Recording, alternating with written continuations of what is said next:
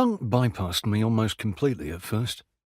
13, going on 14 at the time, and growing up in an English commuter town, I have only the faintest memories of 1977.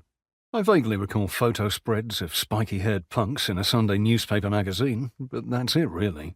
The Sex Pistols swearing on television, God Save the Queen versus the Royal Jubilee, an entire culture convulsed and quaking. I simply did not notice. As for what I was into and up to instead, well, it's a bit of a haze. 1977. Was that the year I wanted to be a cartoonist? Or, having moved on to science fiction, did I spend 1977 systematically working my way through the local library's cache of Ballard, Poll, Dick? All I know for sure is that pop music barely impinged on my consciousness. My younger brother Tim got into punk first. There was always this god-awful racket coming through the bedroom wall.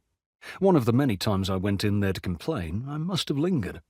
The profanity hooked me first. I was 14. Johnny Rotten's fuck this and fuck that, fuck it all and fuck her fucking brat. More than the naughty words themselves, it was the vehemence and virulence of Rotten's delivery. Those percussive fucks, the demonic glee of the rolled R's in brat. There have been 1,000 carefully reasoned theses validating the movement's socio-cultural import, but if anyone's really honest, the sheer monstrous evil of punk was a huge part of its appeal. Take the sickness of Devo, for example. I'd never heard anything so creepy and debased as their early single Jocko Homo and its flip side, Mongoloid, brought around our house by a far more advanced friend. When I got into the Pistols and the rest, at some point in the middle of 1978, I had no idea that this was all officially dead. The Pistols were long split. Rotten had already formed Public Image Limited. Because I'd been otherwise occupied and missed the entire birth, life and death of punk, I also cannily skipped the morning after, that sickening 78 crash experienced by almost everybody who was there and aware during the exhilarating 77 rush. My belated discovery of punk coincided with the period when things began to pick up again, with what soon became known as post-punk, the subject of this book. So I was listening to X-Ray Specs's Germ-Free Adolescence, but also the first PIL album, Talking Heads' Fear of Music, and Cut by the Slits. It was all one bright, bursting surge of excitement.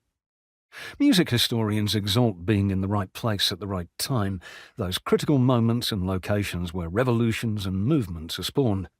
This is tough on those of us stuck in suburbia or the provinces. This book is for and about the people who weren't there at the right time and place, in punk's case, London and New York circa 1976, but who nonetheless refused to believe it was all over and done with before they joined in. Young people have a biological right to be excited about the times they're living through. If you are very lucky, that hormonal urgency is matched by the insurgency of the era, and your built-in adolescent need for amazement and belief coincides with a period of objective abundance.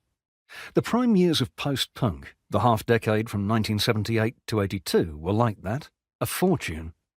I've come pretty close since, but I've never been quite as exhilarated as I was back then. Certainly I've never been so utterly...